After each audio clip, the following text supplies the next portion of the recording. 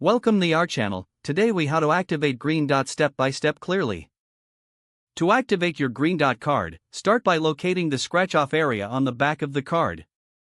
Gently remove the scratch off coating to reveal your card number. Next, visit the Green Dot website or download the Green Dot mobile app. If you're on the website, click on the Activate option. If you're using the app, tap the Activate Card button. Enter your card number from the back of the card. You will also need to provide the security code found on the back of the card. Next, enter your personal information as prompted. This may include your name, address, date of birth, and social security number. Make sure all information is entered accurately. After inputting your details, review the terms and conditions and accept them.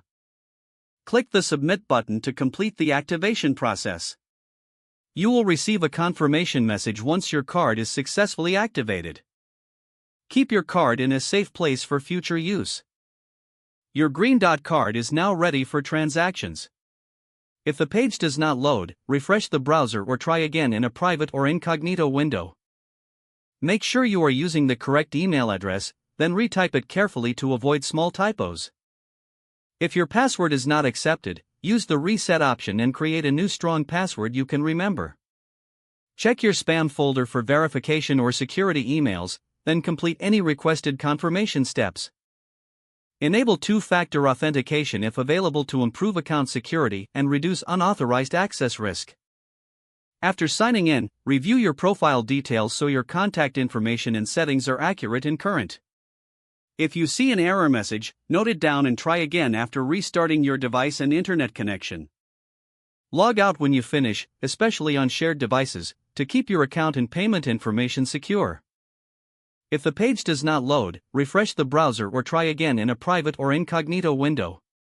Make sure you are using the correct email address, then retype it carefully to avoid small typos. If your password is not accepted, use the reset option and create a new strong password you can remember.